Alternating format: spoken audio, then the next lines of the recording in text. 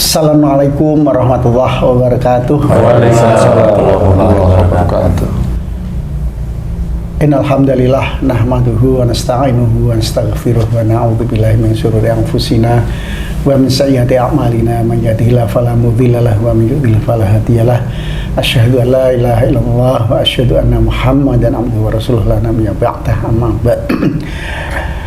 Para sedulur beriman yang disayangi oleh Allah insyaallah. Amin. Alhamdulillah pada kesempatan kali ini kita diperjumpakan lagi oleh Allah Subhanahu wa taala dalam kondisi yang sehat insyaallah, kemudian juga dalam kenikmatan berupa kesempatan dan waktu. Mudah-mudahan kita sebagai hamba Allah bisa sama-sama memanfaatkan karunia ini, bisa mensyukuri sehingga Allah akan menambah kenikmatan-kenikmatan yang lain untuk kita semuanya. Amin. Dulur beriman semuanya, alhamdulillah saya di sini sudah berada di tengah-tengah orang-orang soleh insyaallah. Dan terutama guru saya, guru kami, guru kita semuanya ini Ustaz Danu. Assalamualaikum. Waalaikumsalam warahmatullahi wabarakatuh. Alhamdulillah sehat Ustaz ya. Alhamdulillah. Alhamdulillah. Di samping kanan saya juga ada guru kita juga, yakni Pak Tung yang semakin berkibar dengan Tung family-nya. Tung. Salah. Assalamualaikum, sehat Tung ya. Alhamdulillah, waalaikumsalam warahmatullahi wabarakatuh. Alhamdulillah. Di samping kanannya lagi ada seorang kakek. Alhamdulillah, seorang kakek. Maksudnya? Kakek. Kakek dan akan jadi kakek lagi ya, karena baru saja mantu anak keduanya. Nah, mari kita doakan mudah-mudahan anak beliau ini diberi kesakinahan selama Allah Subhanahu wa taala ya, dengan curahan mawadah dan juga limpahan rahmat dari Allah Subhanahu wa taala. Amin amin. Amin. Nah, beliau adalah orang yang sangat dekat dengan kita semuanya, sahabat kita, yakni Cak Sobri. Assalamualaikum Cak Sobri. Waalaikumsalam. Alhamdulillah sehat Cak ya. Alhamdulillah. Kapan pulang dari Malang? Kemarin. Alhamdulillah lancar ya. Alhamdulillah. Alhamdulillah. Lancar pulangnya atau pernikahan?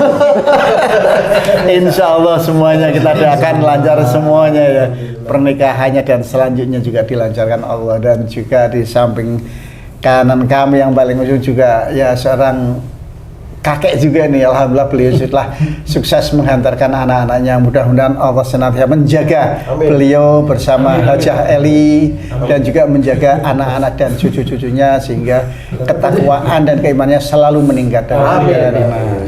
Mas Haji Hasan tadi lupa tuh, netizen tuh belum tahu nih Cak Sobri baru sekali ini. Nah, ini siapa sebenarnya nih? Ini dulur beriman semuanya, beliau ini kalau ada jamaah siraman kolbu, luar biasa. Beliau yang ngebrief jelas bagaimana harus menyapa, bagaimana harus menyaut, bagaimana harus berinteraksi dengan lingkungan di studio. Ini luar biasa. Berarti produser di Siraman Kolbu. Produser Siraman Kolbu.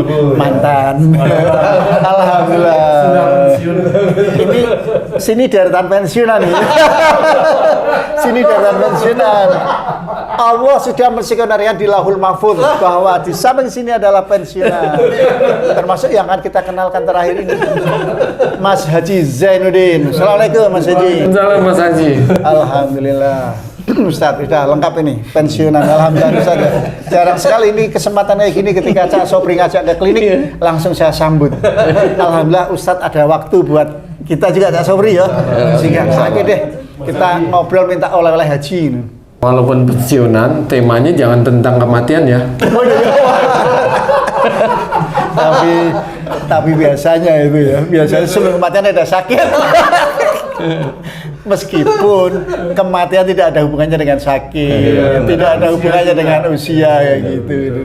Benar. Ya Allah, netizen semuanya luar biasa ini, Mas ya itu lucunya luar biasa ini.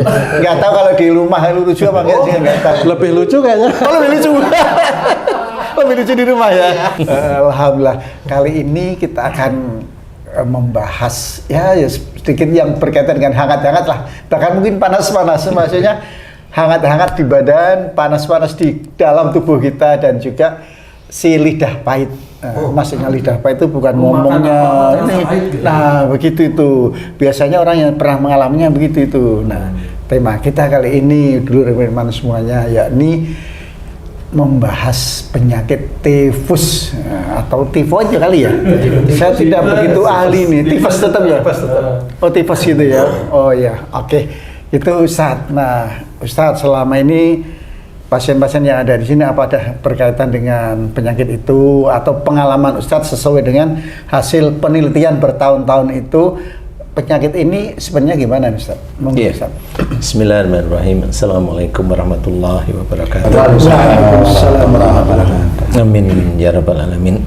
Jadi penyakit tifus ini biasanya diindap yang paling banyak anak-anak biasanya ya, yang paling banyak nih anak-anak. Kalau dari sisi medis biasanya ya ada bakteri tifus, tapi kalau dari sisi akhlak apa yang menyebabkan tifus? Banyak, ada yang diserang itu ususnya, ada yang diserang itu sini apa namanya itu boyoknya, ada, dan relatif memang demam, kemudian sakit di daerah sini, boyok sama perut itu sakit sekali, kemudian badan lemah, lidah pahit, betul itu lidah pahit. Dan yang saya perhatikan dari penyakit tipes ini, insya Allah persoalannya hanya persoalan sering marah-marahan di dalam keluarga saja, Ji. Jadi antara suami dengan istri, kalau anaknya belum akil balik, ya anaknya yang kecil kena tifus. Marahan suami dan istri, anaknya baru aja akil balik, ya masih bisa agak kena. Relatif tifus ini memang diawali dari marah dalam keluarga. Jadi perut itu tetap hubungannya dengan keluarga, tulang punggung bagian bawah itu juga hubungannya dengan keluarga. Jadi antara suami dengan istri atau suami atau istri dengan orang tuanya, hanya di titik-titik itu. Dan kebanyakan biasanya tifus itu memang dari emosi yang berlebih, emosi yang berlebih, entah itu dikeluarkan khususnya yang diam. Jadi itu, jadi insya Allah kalau memang ada dari sedulur yang beriman, ada putranya yang tifus, coba koreksi putranya ini umurnya sudah akil balik belum, kan gitu. Kalau putranya ini belum akil balik, berarti ini persoalannya adalah antara ibu dan bapaknya.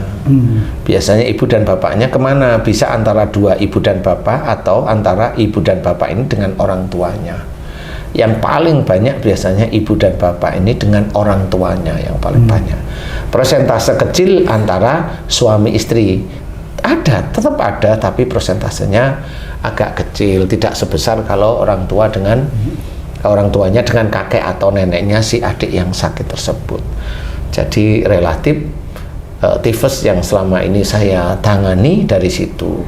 Dan bisa nggak tifus itu cepat sembuh? Insya Allah bisa, karena tifus itu kan hanya kelihatan seperti radang atau memang terserang bakteri tifus tiposa ya, barangkali ya.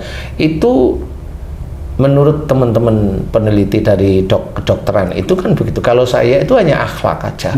Kalau mamanya orang tuanya itu paham, ngerti, kemudian dia itu mohon ampun kepada Allah Ta'ala, dia berjanji mau mohon ampun kepada Allah, dia berjanji mau meminta maaf kepada orang tuanya kalau memang ada kesalahan dengan orang tua, atau kalau memang suami istri memang senengannya gontok-gontokan itu, mau mulai hari ini gencatan senjata deh dulu, kan gitu. Nanti habis gencatan senjata dimulai bahwa pernikahan itu bukan tempat untuk adu mulut, adu ego, adu marah, adu pandenda. Pernikahan itu adalah tempat untuk mengabdi pada Allah Ta'ala sebenarnya, sehingga pada saat nanti gencatan senjata tidak tidak marah-marahan ini, nah itu beliau juga harus belajar perbaiki di dalam kehidupan berkeluarga, jangan emosional. Hanya itu. Kalau beliau mau anaknya yang kondisi sakit di rumah sakit, insya Allah hari itu demamnya turun. normal. Demamnya. Yang sering saya alami dari pasien tifus itu seperti itu, langsung normal. Kemudian normal, kemudian fisik mulai membaik, mau makan, agak-agak pahit dikit nggak ada persoalan sebenarnya. Maaf Ustaz, kalau pahitnya dari mana itu Ustaz? Sama, pahitnya sendiri itu kan sebenarnya dari perkataan-perkataan yang sebenarnya tidak baik. Nah, perkataan yang tidak baik itu akan menyerang kelenjar-kelenjar yang ada di sini, di daerah lidah itu. Sehingga kelenjar-kelenjar perasa manis, asin itu hilang. Jadi yang kerasa itu makan apa itu pahit. Ya istilahnya sama seperti kehidupannya Haji J. Pahit. Menurut Haji J ini Ji ya. Ustadz, saya mau nanya nih, penyakit tipes ini agak unik Ustadz. Penderitanya itu diserang demamnya itu yang umumnya setelah maghrib. Maghrib ke atas tuh udah wah panas dingin gitu. Maghrib ke bawah biasa aja nggak panas. Itu apa yang menyebabkan itu Ustaz? Itu mau-maunya Allah aja. Kalau saya nggak, biasanya demam itu dimulai memang dari hawa yang mulai dingin. Oh, perubahan. Ya, perubahan itu.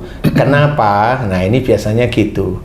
Jadi, orang yang hobinya marah itu alergi dengan ketenangan. Oh, gitu. Paham maksud saya belum ya? Iya. Jadi orang yang marah itu kalau disuruh tenang nggak bisa.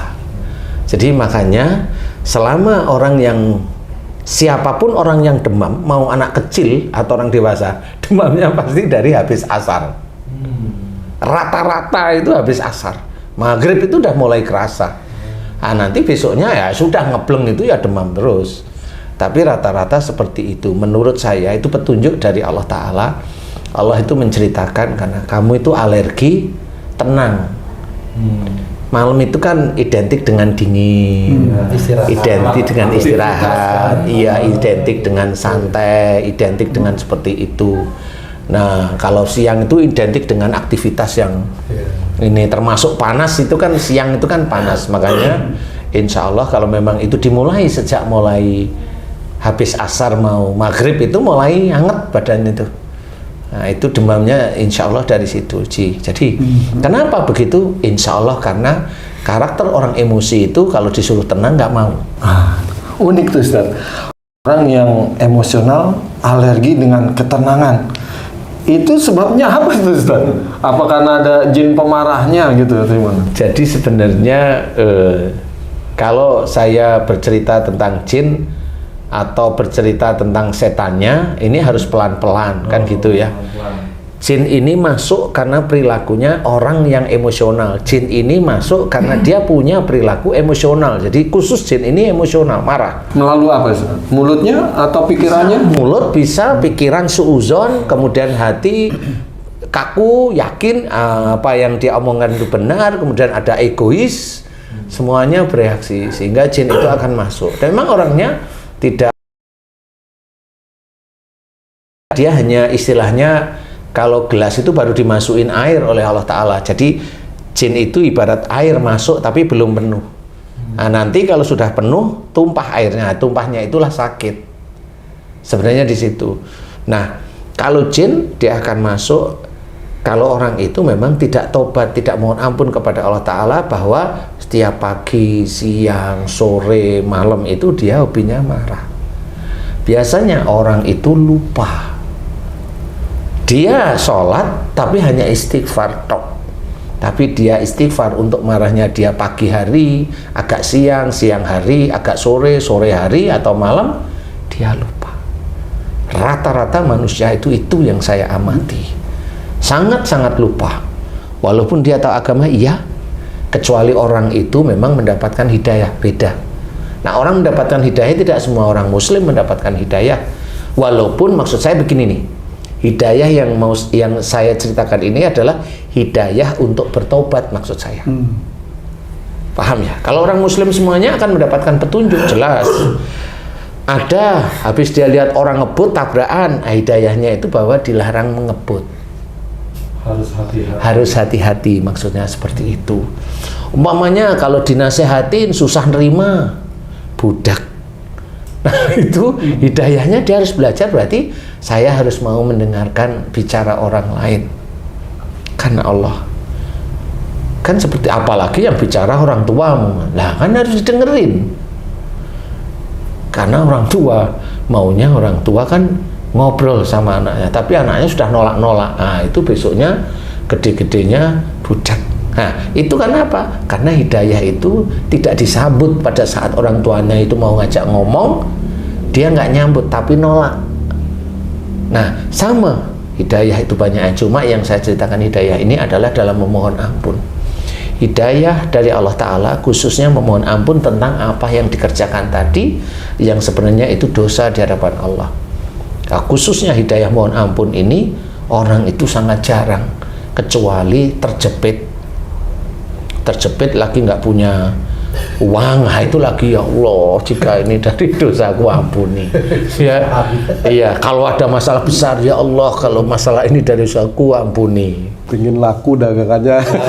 Aku dagangannya.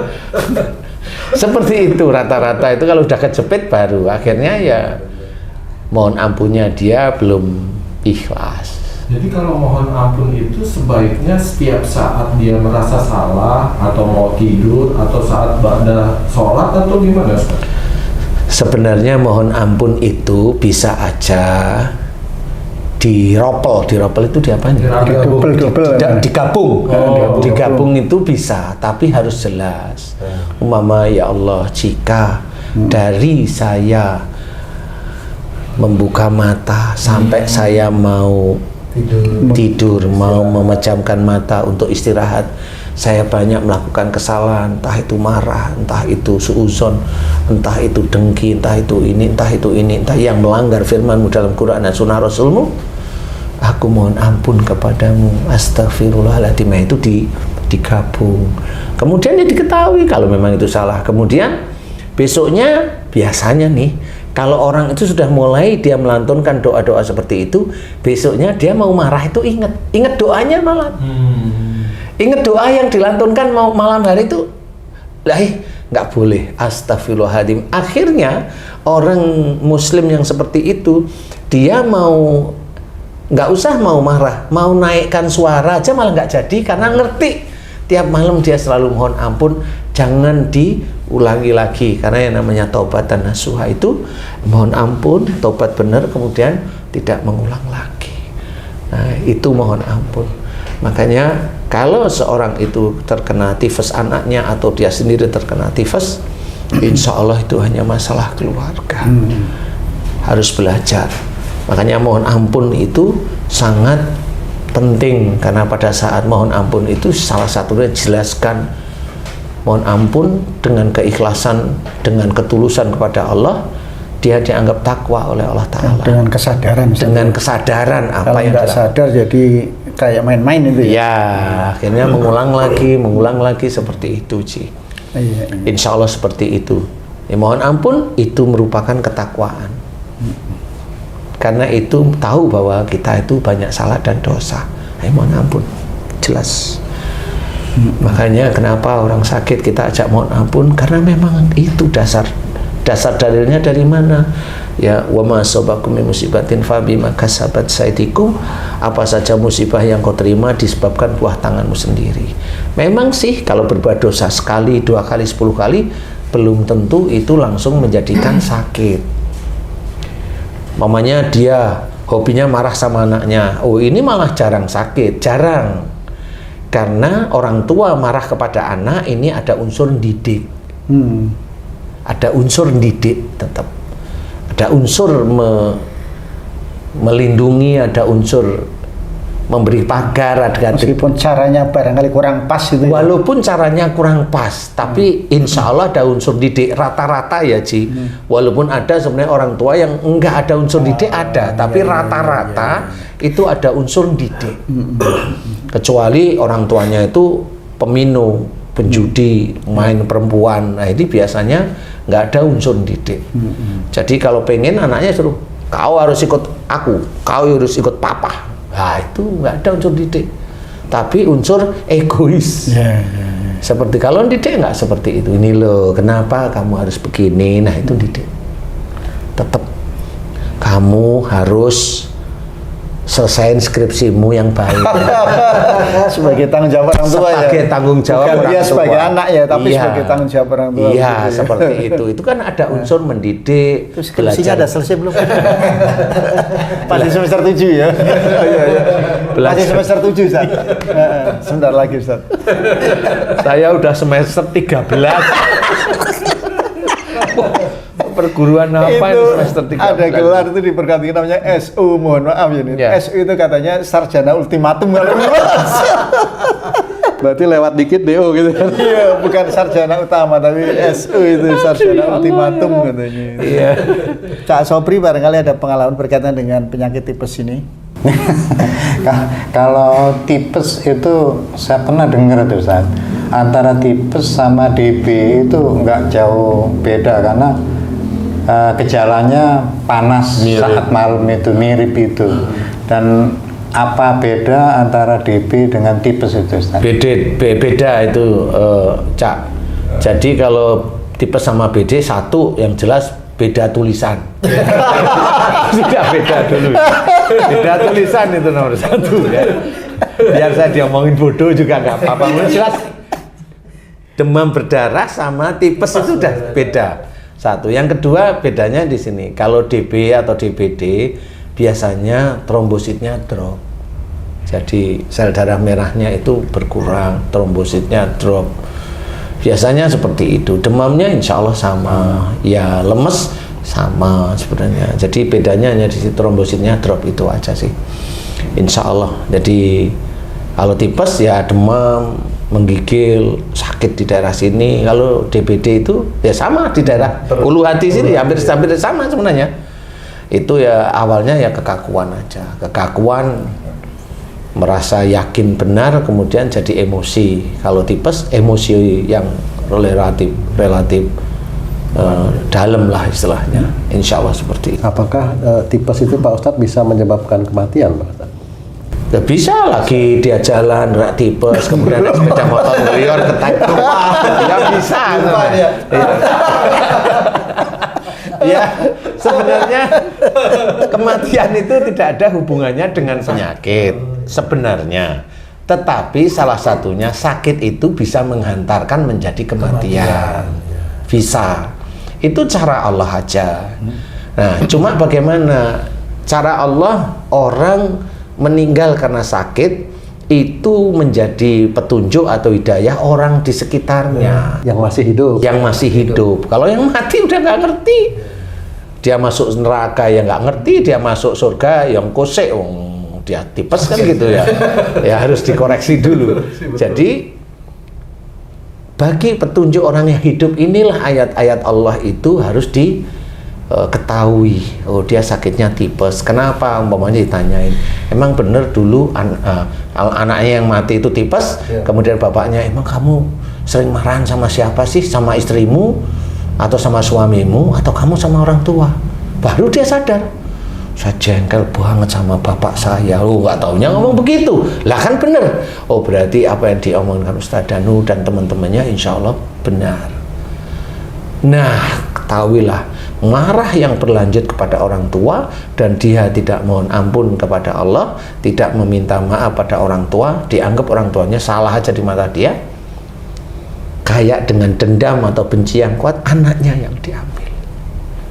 Seperti itu hanya Allah, bukan masih kecil kasihan. Loh Allah itu mau kecil kayak mau tua kayak nggak mau urusan. Nah di situ agar orang lain itu belajar untuk bagaimana menuju kematiannya, apakah dengan sakit atau tanpa sakit. Orang yang meninggal tanpa sakit pun belum tentu dia nggak ada dosa. Bedanya antara sakit dengan tidak sakit dengan tidak ada dosa itu bagaimana itu Pak? Orang yang sakit itu insya Allah jelas. Orang yang sakit kalau dia imannya bagus, dosanya mulai dikurangi oleh Allah Ta'ala, insya Allah tidak akan menjadi meninggalnya. Dikasih kesempatan hidup nanti dia. Maksudnya sakitnya itu bisa merontokkan dosanya gitu. Ya, karena memang dia sudah mulai paham sejak mudanya dia sering berpikir, mohon ampun terus-terusan dia. Terus mohon ampun. Akhirnya jin yang ada di dalam tubuhnya orang tersebut yang imannya mulai tinggi, jin itu kan dikeluarkan sih. Kalau jin dikeluarkan itu, dia pasti badannya nggak nyaman. Cuma jenis sakitnya, nah ini bedanya nih, orang yang diampuni dosanya sama Allah, yang digugurkan ini ada beda dengan orang sakit. Yang orang sakit itu jelas tipes, kanker, jantung, liver, usus, tumor, apa saja itu kan jelas penyakit. Tapi kalau orang yang digugurkan dosanya, dia cek di rumah sakit, dokternya nggak pernah nemuin. Nggak pernah, darah bagus, kolesterol normal, tapi badan saya ini loh dok lemes saja. Sakit nggak? Lemes saja. Ada sakit yang karena perilaku, ada sakit yang bukan karena perilaku, Iya. seperti itu Mas. Iya, cuma banyak saudara-saudara kita itu digebiah uyah. Pokoknya kalau sakit itu menggugurkan dosa. Padahal sebenarnya bisa sama seperti orang sholat itu sama. Tapi mana yang khusyuk, mana yang enggak, kan sebenarnya bisa kita kita lihat sebenarnya seperti itu. Jadi tidak bisa dia sholat, berarti dia nanti dia masuk surga, kan nggak bisa seperti itu. Karena kita tidak tahu khusyuk atau enggaknya. Kemudian setelah dia sholat dia melakukan kedoliman atau kekejian apa enggak, kan kita nggak tahu. Ya seperti itu. Jadi kalau memang mau teman-teman beriman itu mulai paham, sakit yang menggugurkan dosa itu hanya pegel, nggak nyaman, seperti agak kurang bersemangat, seperti gitu. Cuma kalau dites darah dan sebagainya normal semua. Sakit cekut-cekut ada nggak? Nggak ada. Nah itu bedanya. Jadi dia hanya lemes saja, agak meriang-meriang dikit, bukan meriang kuat, meriang-meriang dikit itu loh, kayak sedikit mau masuk angin tapi bukan masuk angin, cuma badannya lemah. Nah itu ciri biasanya kalau udah dicek oleh dokter berkali-kali nggak ketemu masalahnya. Insya Allah kalau dilihat sehari-hari memang dia orangnya baik, dia ibadahnya kelihatan bagus, dia tidak ujub, tidak riak, tidak sombong. Insya Allah itu yang digugurkan dosanya oleh Allah Ta'ala. Nah orang yang seperti itu tidak banyak menurut saya, tidak banyak. Karena rata-rata kalau sudah tua sakit, geletak, mati ya gitu aja. Sakit, gula, mati. Sakit, digigit ular, mati. Lagi rame nih Ustaz ya. Iya, emang seperti itu. Pawang-pawang pada mati. Bisa pawang-pawang pada mati. Lah yang dia sendiri yang pengen dijadikan namanya pawang ya dia sendiri. Mas J, gimana? Ada kesaksian mau pengakuan dosa atau Biasanya orang yang rutin sholat tertib itu ba'da sholat selalu bertobat. Nah, apakah jadi jaminan tuh di dirinya itu jinnya tuh sedikit atau keluar gitu Ustaz? Sebenarnya keikhlasan di dalam bertobat sama dia bertobat hanya sebagai kewajiban berdoa itu beda-beda. Jadi kalau dia bertobat hanya istighfar 3 kali atau 70 kali, tapi dia tidak ada kerentak bahwa saya dosa. Jadi kesadaran dalam mohon ampun kepada Allah Ta'ala. Kalau dia sudah sadar dalam mohon ampun kepada Allah Ta'ala, dia mau mohon ampun beberapa kali, nggak usah dihitung.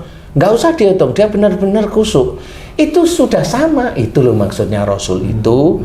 Seperti itu mengajarkan 70 atau ada yang 100, itu maksudnya mohon ampun tuh banyak, sering, seperti itu. Jadi saya menggambarkan, benar itu sunnah, benar. Tapi kalau sunnah jangan fokusnya karena Rasul mengerjakan, karena kamu banyak dosa. Intinya itu kan di situ sebenarnya. Seperti itu. Bukan angkanya tapi pemahamannya itu Pak Ustaz. Bukan angkanya, tetapi benar-benar ya kualitasnya. Karena pada saat dia itu mohon ampun tentang dosanya, itu sudah dianggap itu mengerjakan sunnah sebenarnya. Jadi seperti itu. Jadi insya Allah itu. Jadi kayak mamanya berakhlak baik. Kita ngomong ditata sebenarnya. Ngomong ditata karena apa? Kita ngomong harus lemah lembut, disuruh oleh Allah Ta'ala. Ngomong tidak dengan nada yang keras. Kan seperti itu. Nah, sama seperti dalam Quran diceritakan, orang ada Rasulullah aja ngomongnya juga tidak boleh di atas nadanya beliau. Kan sebenarnya ada seperti itu. Nah, Kalau kita itu belajar bahwa ini semuanya itu dalilnya ada, kemudian kita sehari-hari menjalankan bicara yang baik, lemah lembut, karena Allah Ta'ala itu sudah ditulis kita mengerjakan sunnah dari Rasul dan juga mengerjakan apa yang ada dalam ayat Quran, sama sebenarnya. Nah, niatnya karena Allah Ta'ala. Beda dengan kalau kita ngomong halus, nyantai, agak senyum-senyum sedikit. Tumben ini ngomongannya kok halus ya, nggak taunya sebelahnya ada cewek cantik. Oh, Pamrih saja. ada pamrih itu. Nah itu kan beda ya, walaupun sama-sama ngomongannya halus, tapi nggak bisa seperti itu. Allah Atau jangan-jangan malah menambah dosa itu Ustaz ya? Iya. Oh iya, tadi pamrih tadi ya. Iya, ada pamrihnya. Biar Ya. dapat perhatian dari orang ya. Iya seperti itu. Nah ini harus kita belajar bahwa memang untuk persoalan sakit itu sangat kental hubungannya dengan marah. Makanya diceritakan oleh Rasulullah Muhammad SAW itu bahwa la taghdab walakal jannah, jangan marah bagimu surga. Nah ini di breakdown, marah dari mulut, marah dari pikiran, marah karena mendengar, marah karena melihat, marah karena ego, marah karena kaku hati, jadi beda-beda pendapat, akhirnya kan marah. Nah, insya Allah kurang lebih seperti itu, Ji. Jadi belajar untuk tidak emosi, tidak marah dalam keluarga, baik antara suami istri atau maupun kepada orang tua, yang itu disimpan atau dikeluarkan. Rata-rata biasanya kalau tifus itu disimpan marahnya, diem. Nah itu jangan, dan kita harus belajar. Mulai hari ini kita niat kepada Allah Ta'ala belajar untuk tidak mudah emosi atau marah, baik kepada pasangan, apalagi dengan orang tua. Kalaupun dengan anak boleh sekali-kali aja sambil marah, itu boleh lah sama anaknya. Kan pura-pura aja ya. Sekali-sekali dua kali Ustaz ya. Sekali dua kali marah lah. Insya Allah seperti itu, Ji. Allahu a'lam. Oke, alhamdulillah. Dulur beriman, alhamdulillah kita sudah membahas banyak hal dalam satu penyakit. Jadi pesan guru kita tadi bahwa kita harus bisa menjaga emosi kita, jangan marah. Beliau berpesan, la taghdab walakal jannah, janganlah kalian marah karena bagimu surga. Kalau kita marah berarti Pak Tem Neraka. wah ya Allah. Naudzubillah min dzalik. Naudzubillah Jadi min kalau dzalik. kita marah itu neraka. Makanya ini kok hadisnya pendek Ustaz ya. Pendek. Tapi maknanya dalam Maknanya dan dalam sekali. luar biasa pentingnya ini. Jangan sampai kita sedikit marah karena ternyata menurut Pak Tung tadi kalau marah berarti kita dapat neraka. Mudah-mudahan kita terhindar dari hal tersebut. Amin, ya Allah. Amin, ya Kita Allah. jaga jangan emosi, baik kepada pasangan kita, kepada anak kita, kepada orang tua kita, agar kita terhindar dari penyakit tifus. Karena nanti akan terserang di sini ya, sama di boyok, di perut boyok, kemudian lidah juga dari pahit di sekitar lidah. Mudah-mudahan dengan menjaga kata-kata yang baik, tidak emosi, kita bisa terhindar dari penyakit ini. Insyaallah. Barangkali itu yang dapat kami bahas pada hari ini. Mudah-mudahan di lain kesempatan kita akan membahas yang lain. Terima kasih Ustaz Danu yang sudah memberikan banyak pelajaran dan penuh hikmah untuk kita semuanya. Amin, insyaallah. Pak Tung, terima kasih banyak. Sama. Cak Sobri, Mas Azize ya. Mudah-mudahan kita disihatkan Allah dan terhindar Amin. dari hal-hal dosa. Amin, insyaallah. Demikian teman-teman, terima kasih. Wassalamualaikum warahmatullahi wabarakatuh. Waalaikumsalam warahmatullahi wabarakatuh. Alhamdulillah.